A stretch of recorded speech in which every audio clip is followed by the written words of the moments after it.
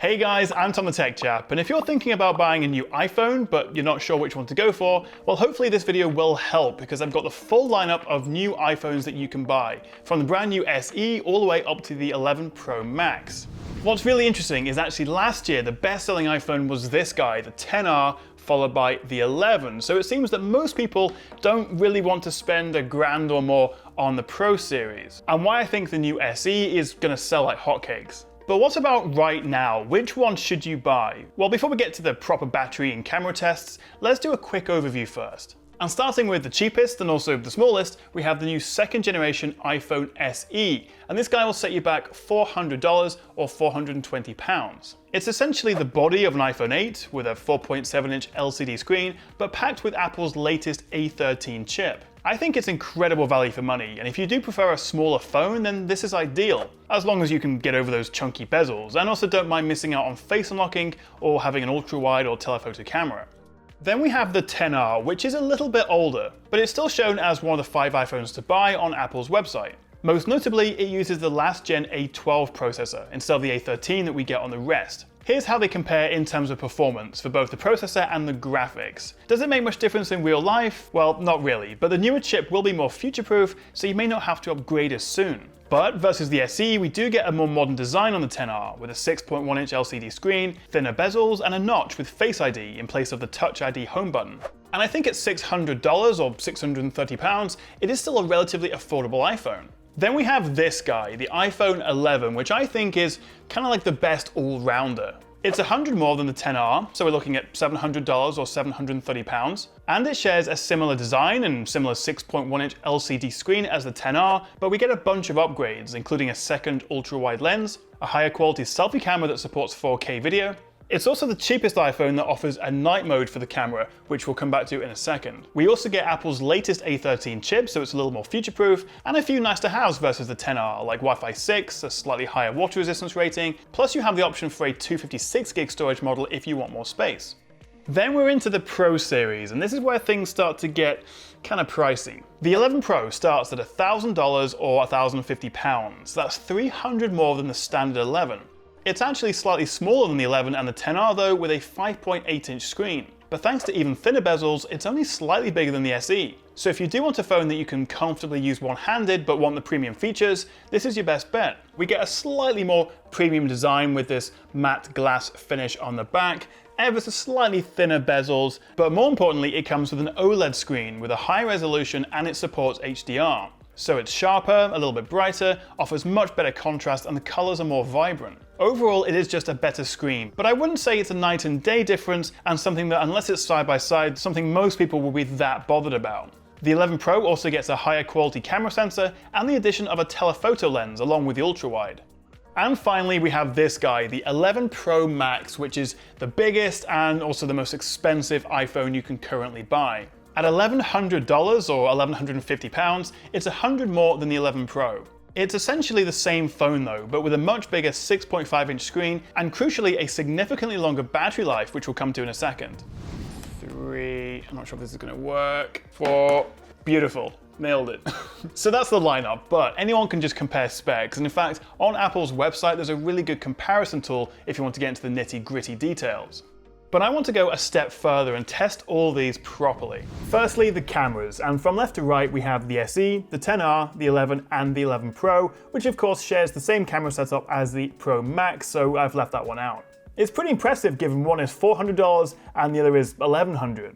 Before we dive into image quality, one of the big differences are the lenses that you get. This is shot with the main lens on all 4, but then on the 11 series we also get an ultra-wide. And finally, on the Pro and Pro Max, we also get a 2x telephoto lens. I'd argue the telephoto is probably the least useful of the 3, but the Pro series are the most versatile when it comes to the camera.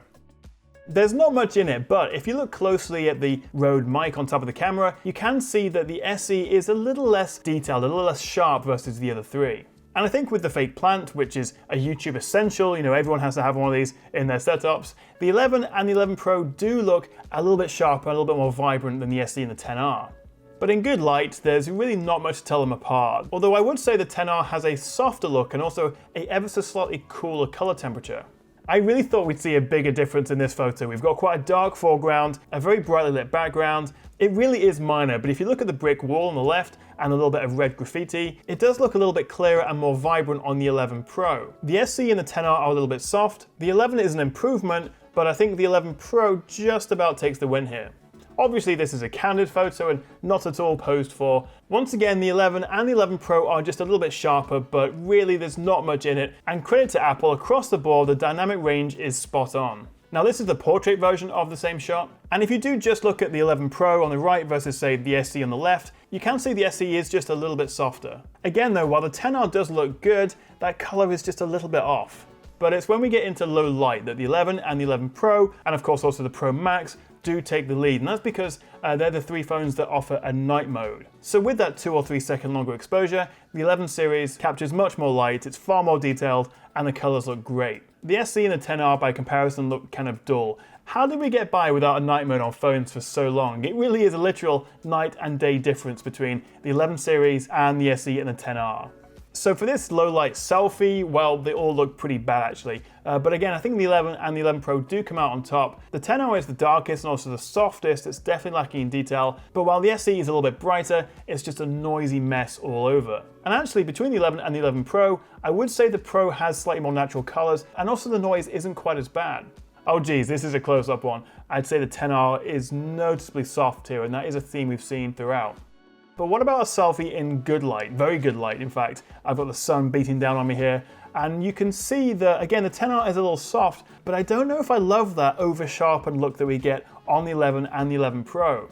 However, an advantage of the 11 series is we can zoom out so we get a wider field of view in selfies, so there's more room for a selfie with your mates. And one last photo, a quick selfie in portrait mode.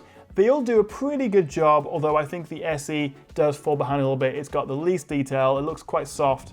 But what about the selfie video? Well, this is being shot with the iPhone SE. Then we have the iPhone XR. Then we have the iPhone 11, which is the first one to bump the resolution up to 4K. Those guys are both 1080p. And then finally, the iPhone 11 Pro and also the Pro Max, because they share the same selfie camera as well. Also at 4K, like the iPhone 11. But what do you think? Can you tell much difference between the selfie video?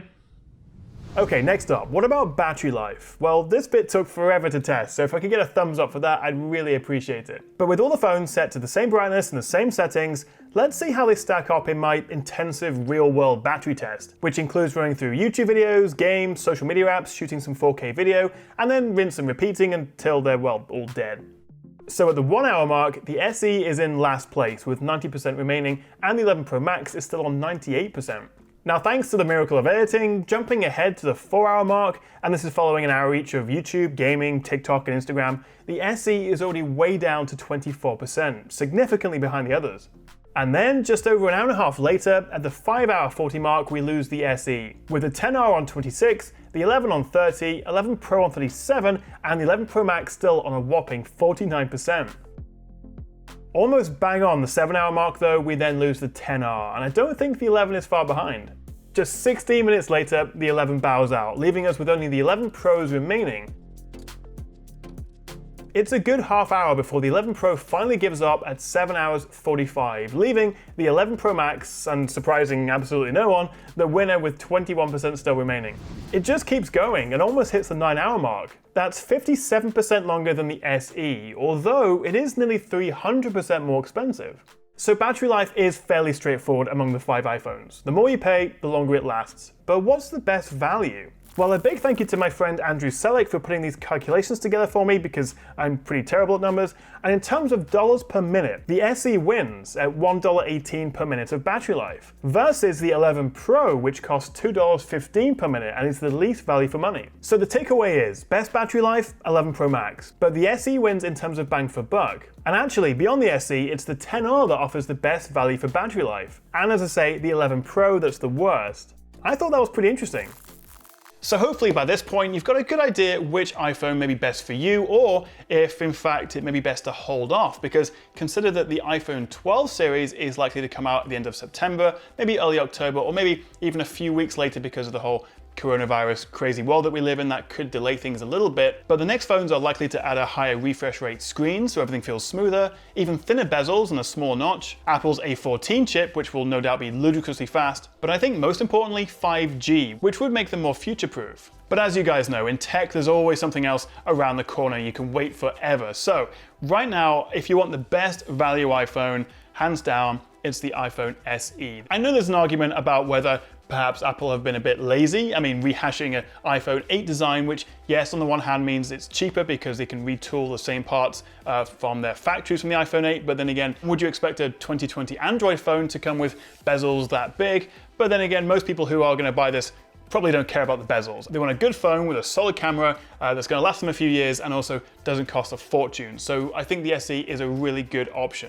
I think for me though, taking everything into account from the battery, the camera, the design, just using it, and also of course the price, I think the iPhone 11 is the one I would recommend. It's the best all-rounder. You get the modern design, you get the 2 camera setup. I think the ultra-wide is quite important to have. And also it came about midway in the battery life test. So for $700 or £730, I would recommend the 11. And I do think that while the 10R offers good value, I would pay that extra 100 and go for the 11 if you could. You get the newer chip, the ultra-wide lens, a few of the nice to haves, and I think it's just gonna be a little bit more future-proof. I mean that you won't have to upgrade as soon. But if you want the ultimate iPhone experience and the longest battery life by quite some margin actually, then I would recommend the 11 Pro Max, although your wallet will be crying afterwards. In my opinion, the 2 phones that kind of fall behind a little bit are the 10R and the 11 Pro, which is kind of surprising actually. Although I do love the size of this, and it really is a good one-handed phone, and also 100 less than the Pro Max.